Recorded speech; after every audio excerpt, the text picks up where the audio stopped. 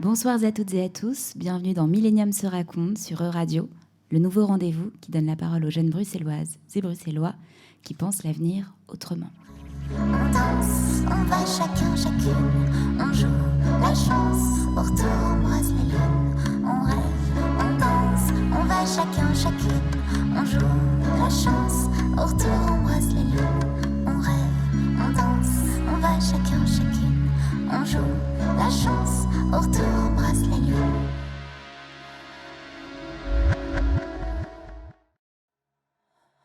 On joue sa chance, au retour embrasse la lune. Vous êtes sur E-Radio, dans Millennium se raconte, le rendez-vous des jeunes bruxelloises et bruxellois avec le futur.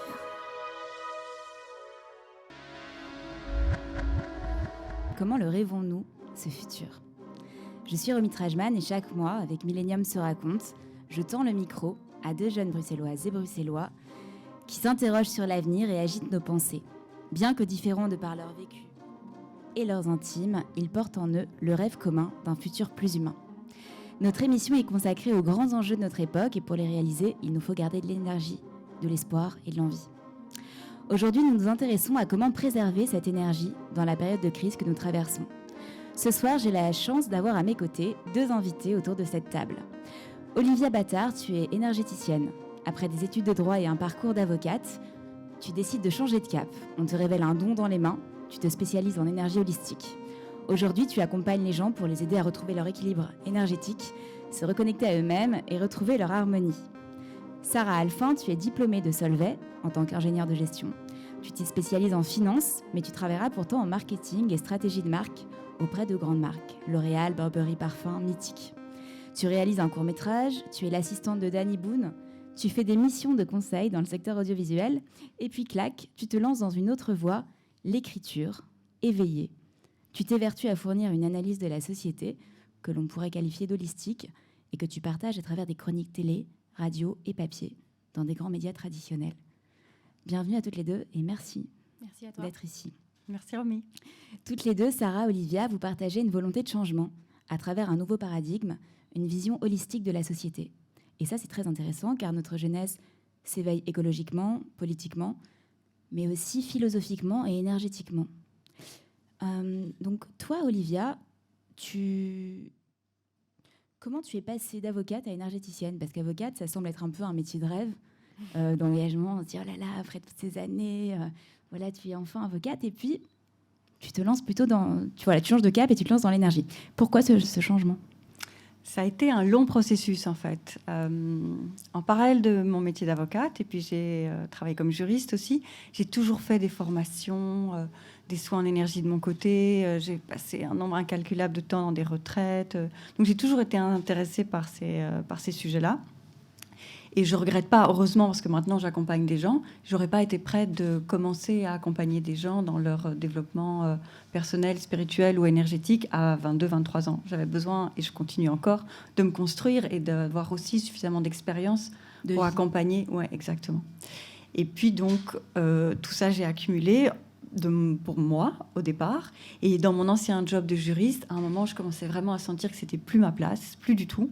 Et je suis allée voir plusieurs personnes. Et à ce moment-là, en l'espace de 1 mois, ces 3 personnes en qui j'avais confiance et un peu dans des domaines alternatifs, donc aussi une énergéticienne, une coach et un astrologue, m'ont dit « T'as un don dans les mains, tu dois faire quelque chose ». Et donc c'était un peu comme un signe. Enfin, j'allais pour ça. Tout concordait. Et donc à ce moment-là, tout s'est bien mis dans ma vie. J'étais prête, je sentais que j'étais prête. Et donc, j'ai fait quelques formations et puis je me suis lancée comme énergéticienne. Et donc, toi, Olivia, ça passe, du coup, cette énergie passe par le corps. Ouais. Et toi, Sarah, tu te spécialises justement pour une analyse holistique de la société, donc à travers plutôt l'analyse, le mental. Et qu'est-ce que signifie ce mot holistique et quel a été ton réveil, en fait, ton déclic à ce nouveau paradigme ? Alors, holistique, c'est un mot qui vient du grec holos, et qui veut dire la totalité. Et donc c'est une lecture du réel qui reconnaît la complexité de la réalité et dans laquelle un effet n'égale pas une cause, mais diverses causes. Et donc l'aspect holistique va chercher dans différentes disciplines une explication du réel. Parce que tout est interconnecté. Et en fait, l'idée derrière ça, c'est que le réel n'est pas réductible aux éléments qui le composent. C'est-à-dire la somme des éléments d'un système ou d'une société ou d'une entreprise est supérieure est supérieure. Et il y a des synergies qui se créent, il y a des liens, il y a des propriétés propres en fait, qui émergent des systèmes. Et donc, il s'agit d'avoir une lecture plus subtile, notamment de l'actualité, de la société. Justement, la gestion du Covid a isolé les jeunes. Il y a beaucoup de dépression et on est nombreux à perdre confiance en l'avenir. Olivia, on sait que les soins énergétiques ont un coût et de fait sont peu accessibles aussi pour la jeunesse et pour les jeunes actifs. Or, pour garder la volonté du changement, il faut de l'énergie. Est-ce que tu aurais des conseils à donner ou des routines à moindre coût ? Bien sûr. Heureusement qu'on n'est pas dépendant de gens comme moi pour aller se faire du bien ou pour gérer son énergie. Donc, j'aime bien la vision aussi de Sarah, et je la partage complètement, c'est-à-dire une vision holistique de son propre corps, en fait, parce que notre corps, c'est pas que de la matière, c'est de l'énergie, et l'énergie, elle doit être en mouvement pour rester en bonne santé. Donc, comment on garde son énergie en mouvement avec une vision complète de soi-même ? Des conseils pratiques, d'abord faire du sport, quoi. Simplement aller bouger, courir. Moi, depuis le Covid, je cours beaucoup dehors. Ça fait un bien fou. L'alimentation aussi, on devient ce qu'on mange. Et donc ça, c'est vraiment le corps. Vraiment. Est-ce que tu pourrais donner les 5 éléments de cette vision holistique ? Je pense que ça serait intéressant de les nommer. Alors, il y a pour moi le corps physique. Donc, c'est notre élémentaire, vraiment le corps, prendre soin de son corps. Donc, ça, je dis, faire du sport, bien dormir, bien manger, la qualité de sa nourriture, la qualité de l'eau qu'on boit aussi, ça c'est fondamental. On est composé de beaucoup d'eau, donc l'eau qu'on boit. Et puis, dans cette vision holistique, comme tu dis, il y a plusieurs éléments. Il y a la qualité de ses émotions, pouvoir les recycler. Donc vraiment écouter ses émotions, mais les recycler. Ses pensées, vraiment, à quoi on pense. On dit que l'énergie suit la pensée, donc comment on se nourrit psychiquement, vers quoi on se focalise, nos pensées. Et puis aussi une vision un peu supérieure, à quoi on se relie dans nos valeurs, dans ce qui nous transcende. Donc on peut avoir une vision holistique déjà de soi-même, et puis, comme Sarah dit, de la société en général. Et ce que je conseillerais, c'est un choix dans cette période d'aller bien. C'est tout est fait pour que ce soit difficile, etc. Donc c'est au départ un choix, de se dire je concentre mon énergie sur des choses qui me font du bien.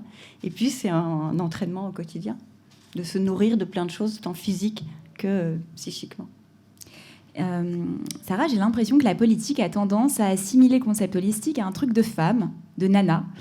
Le mieux-être serait anecdotique et donc féminin. Qu'est-ce que tu réponds à ça ?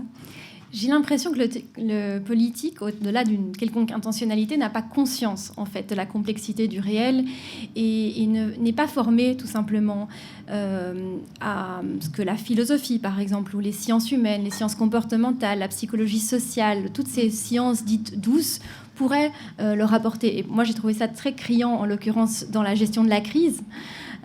Où finalement on était réduit à ne pas attraper de maladie et la gestion se réduisait à ça.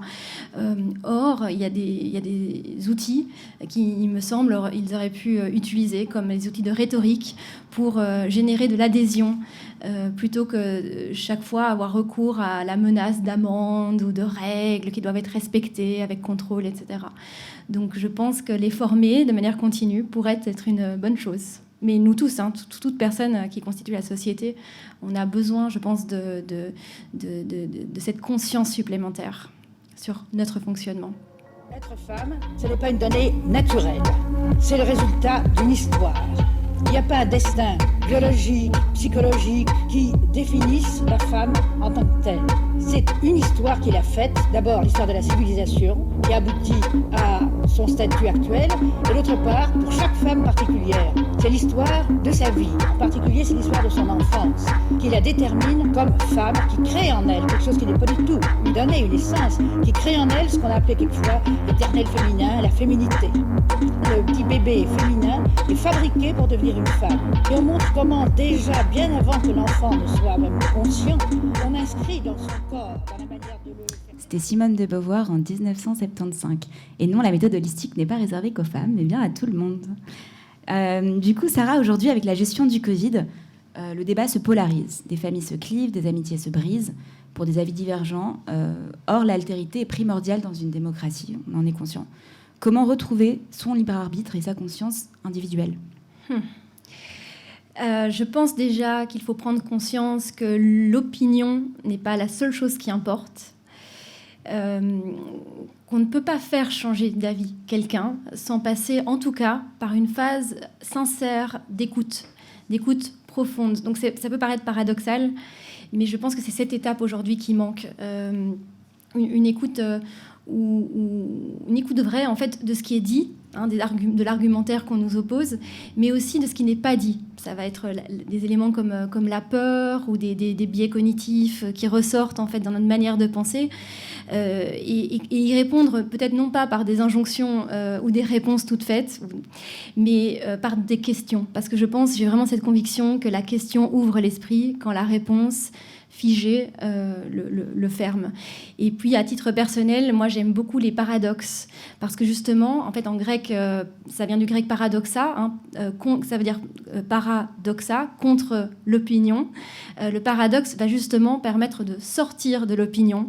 Par exemple, j'ai écrit une chronique qui expliquait pourquoi, pour réussir, il faut effectivement travailler dur, et puis surtout ne pas travailler dur. Parce que si on a le sentiment qu'on travaille dur, c'est probablement qu'on n'est pas sur sa voie, c'est-à-dire sa voix à soi. Donc moi, il me semble que la vérité subtile est souvent transmise par le paradoxe. Et on n'est pas très à l'aise avec le paradoxe aujourd'hui dans nos sociétés. Donc rétablir son importance, je pense. Et justement, Olivia, comment on pourrait se réaligner à ce qui nous humanise plutôt que ce qui nous divise ? Très bonne question. D'abord, la conscience qu'on est tous des êtres humains sur la même planète. C'est sans doute ça le dénominateur commun, c'est qu'on est vraiment tous des êtres humains. Et un peu comme disait Sarah, dans une écoute profonde, c'est-à-dire souvent quand on a un point de vue sur quelque chose, c'est que ça vient de quelque part, quelqu'un a vécu, il y a eu des émotions derrière, il y a eu des expériences. Donc dans une écoute et dans un vrai dialogue, on peut remettre la personne, comprendre d'où est venu son point de vue, ce qui donne déjà beaucoup plus de tolérance que un point de vue qui est affirmé, soit dans la colère, soit de manière très abrupte. Quand on dialogue un peu plus avec la personne, on comprend. Et se dire aussi que une vérité peut être vraie à un moment, et puis on peut changer. Et il n'y a pas une vérité unique, en fait. C'est comme quand on lit des citations. Il y a une citation qui va nous parler à un moment, mais on peut lire une autre citation un autre jour qui dit l'inverse. En fait, il n'y a pas de vérité unique. Chacun sa vérité, mais ce qui nous relie tous, c'est notre humanité. Vraiment, on est des êtres humains. Et c'est l'amour. Il y aura toujours deux énergies, la peur ou l'amour, laquelle on veut alimenter, en fait. Sarah, tu me disais que tu avais un peu arrêté d'écrire ces derniers temps, dû à des contingences personnelles, mais aussi, je te cite, tu me dis « Je ne veux pas prendre part au bruit ». C'est très intéressant. Est-ce que c'est aussi une forme d'immobilisme face à la situation ? Alors, c'est-à-dire que effectivement, moi, ce qui m'intéresse, c'est de sortir de l'opinion. Et j'ai l'impression qu'aujourd'hui, il n'y a pas beaucoup de place pour ça, il n'y a pas beaucoup d'écoute. Et c'est vrai qu'écrire pour écrire, il me semble que ça rajoutait du bruit au bruit. Maintenant, parler d'immobilisme, moi, ça ne me semble pas adéquat, dans le sens où l'immobilisme est connoté de manière péjorative, négative. Et or, je crois dans les vertus du silence, dans les vertus de ce temps long de réflexion, et on ne fait jamais rien, en fait. C'est comme, ça pourrait s'apparenter à la période de jachère dans l'agriculture, où c'est ce temps nécessaire à la terre, où il semble ne rien se passer, et finalement, on sait que c'est quelque chose de fécond qui est en train de se préparer. Donc, je suis dans une phase comme ça, c'est-à-dire que j'absorbe beaucoup, je réfléchis beaucoup, et c'est vrai que j'écris moins, en tout cas, je diffuse moins ma pensée, contrairement à l'année passée, par exemple, où effectivement, j'ai publié pas mal en presse écrite et télévisée. Est-ce que tu as l'impression que tu dois plus digérer des choses pour ensuite pouvoir les construire et les sortir ? Alors, c'était le cas l'année passée aussi, mais je ressentais une forme d'urgence l'année passée, parce que sincèrement, je pense que je ne retrouvais pas mon ressenti dans la presse, et il me semble que j'avais une analyse complémentaire à fournir à nos politiciens et aux gens pour qu'ils prennent conscience en fait de ce qui était en train de se passer. Donc par exemple, j'entendais tout le temps cette phrase oui mais tu te rends pas compte Sarah, les gens sont cons, donc il faut leur justement leur donner des règles, il faut voilà. Et j'ai déconstruit ça en disant en fait un comportement ne va pas se construire à partir de la raison, mais à partir du ressenti personnel. Donc dès lors, il ne s'agit pas de se dire que les gens sont cons ou pas cons, mais de leur faire ressentir l'importance de leur propre choix. Et pour ça, comment est-ce qu'on génère ce ressenti? Par la rhétorique, en utilisant la narration, l'outil de la narration, qui aujourd'hui est toujours réservé aux extrêmes. Les Zemmour et tout ça sont d'excellents orateurs, contrairement à nos politiciens plus pragmatiques, classiques. Et c'est dommage, parce que c'est un outil qui est neutre, qui peut être utilisé pour le meilleur comme pour le pire. Parce que là, en ce moment, justement, on a plutôt l'impression que ce dogme ne fait que croître aujourd'hui. Le dogme partout. Enfin, la gestion de la crise est très, je pense, particulière et difficile pour les jeunes qui sont complètement désociabilisés. Enfin, tu vois, et encore plus les enfants avec le masque. Enfin, c'est très difficile aujourd'hui de comprendre aussi ce que les politiques nous obligent à faire en quelque sorte. Et il n'y a pas du tout de storytelling derrière. En fait, on nous impose des choses. C'est ça, c'est-à-dire que l'être humain a deux besoins fondamentaux. Ça, c'est Nietzsche notamment qui l'a mis en avant. Il a besoin de connaissances, de comprendre la vérité. Donc ça, c'est la vérité brute. Et puis, il a besoin de narration, c'est-à-dire la vérité racontée. Alors le dogme fait référence à des vérités que l'on qualifie d'absolues et auxquelles on ne peut pas toucher. Et à scientifiques notamment. Enfin, oui, soi-disant scientifiques, hein, mais en fait on prend une partie de la vérité pour la vérité. Oui, et de là on chasse toute subtilité du débat. Il y a un vrai point d'interrogation. Moi, peut-être j'ai été trop naïve jusqu'à présent dans ma vie, mais je suis sidérée en fait par justement la force du dogme aujourd'hui sur ce sujet-là précisément. Et je pense que beaucoup de défiance proviennent précisément de là, et non pas des faits ou du virus ou des vaccins, mais vraiment de la manière dont on dirige, notamment dans les médias classiques, mais tout ce qui a trait à ce sujet-là. C'est étonnant, je suis vraiment surprise aussi, oui. Et donc justement, pour sortir un peu de ça, tu me parlais d'un livre qui s'appelle The Outsider, qui fait écho à celui qui ne se conforme pas et ne rentre pas dans la société. En quoi, pour toi, le outsider, l'artiste, est-il nécessaire aujourd'hui plus que jamais, et quel est son rôle ? Alors, le rôle de l'artiste, je pense que l'artiste n'a pas forcément un rôle. Lui, il doit créer. Et son rôle, c'est de créer, c'est-à-dire de ne pas faire de compromission et d'être vraiment aligné avec son élan vital et ce qui l'anime pour transmettre. Ce qui me semble important aujourd'hui, c'est que la société prenne encore plus conscience de l'importance de la créativité. Parce que c'est dans la créativité, justement, qu'on dépasse ces déterminismes et qu'on se réalise complètement et qu'on est plus que ce qui nous compose, on est plus que nos déterminismes. Et une société pleinement humaine, mais je pense qu'on y reviendra, c'est une société dans laquelle, justement, on permet aux individus d'acquérir une certaine individuation, c'est-à-dire qu'ils deviennent qui ils sont. Cette fameuse phrase de Nietzsche, « deviens qui tu es », passe par la créativité qui nous permet justement d'être en phase avec l'élan vital qui nous traverse. Et ça me semble primordial pour avoir une société épanouie et qui fait des vrais choix. Place aux artistes.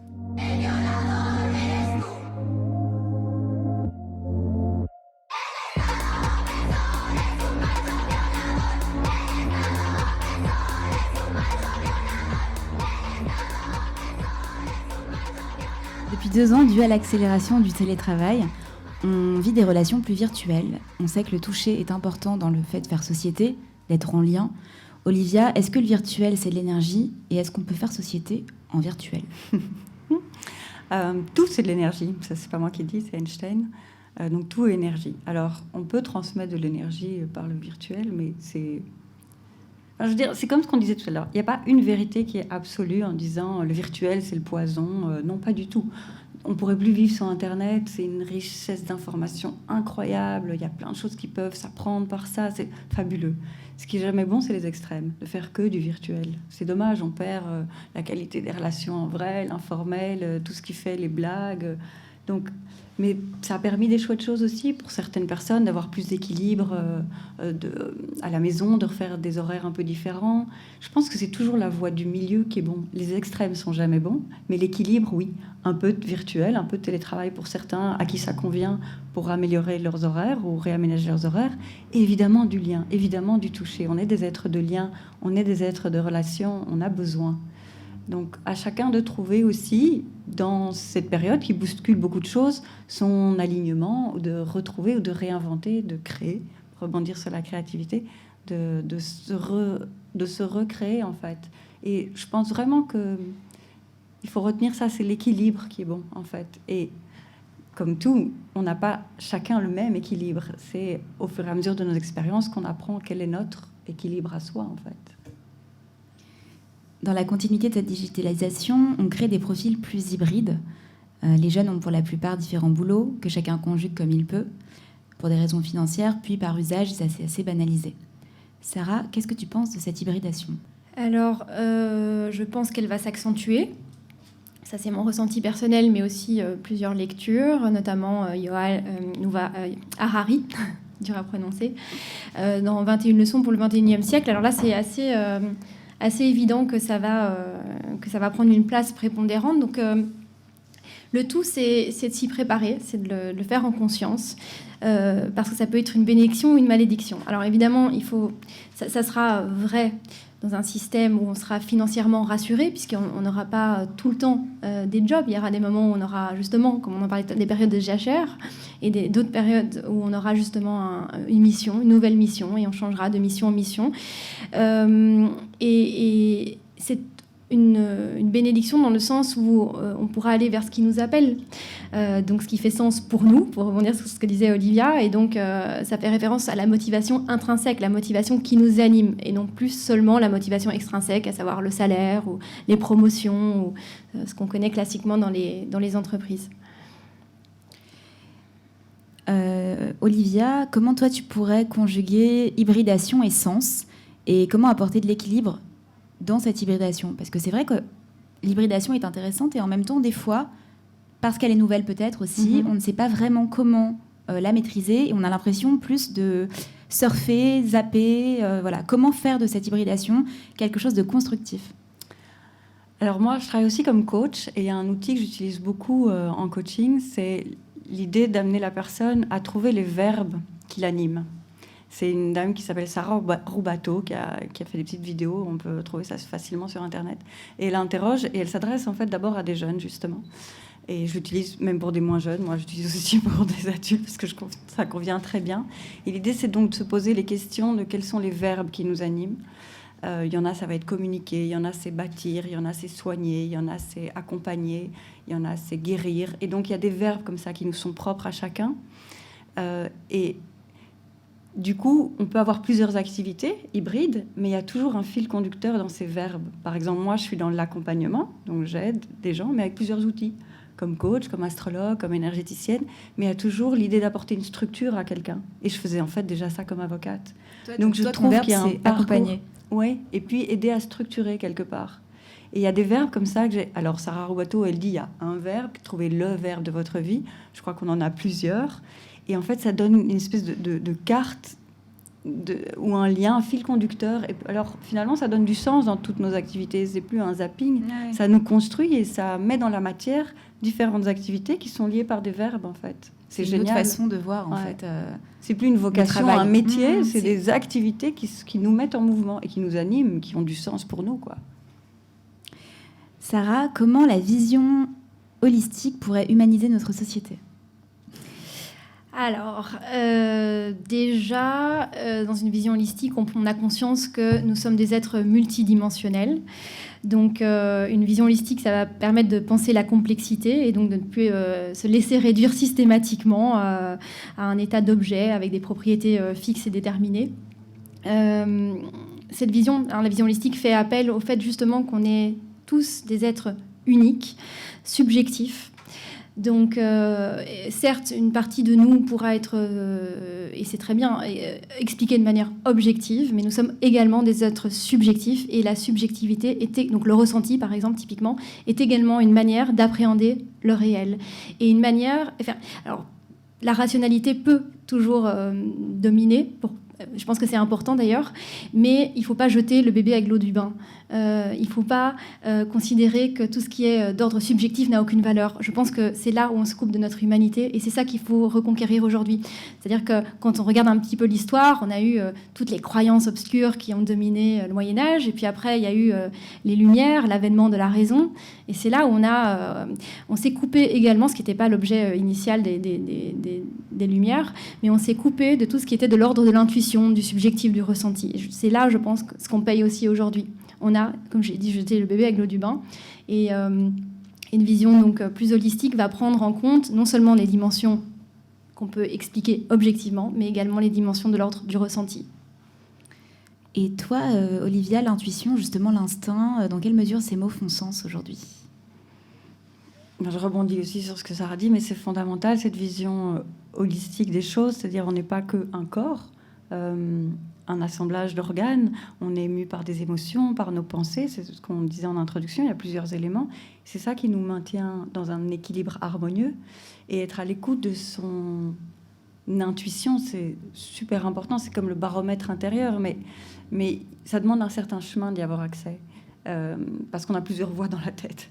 On a une petite voix qui peut être parfois la voix du saboteur, etc. C'est pas ça notre intuition, mais on l'a quand même dans la tête. Et donc ça demande un certain apaisement. Moi, c'est surtout dans la méditation que je peux, ou après avoir été courir, que je peux entendre la voix qui est la plus juste pour moi. Et cette intuition-là, c'est un vrai baromètre qui ne nous trompe pas souvent, enfin, qui nous trompe très rarement quand on arrive à entendre cette voix juste en nous, qui nous guide. C'est le bon sens. Et elle s'habille aussi de rationalité. Comme tu dis, Sarah, on jette pas tout. On est des êtres pensants, heureusement, quand on réfléchit.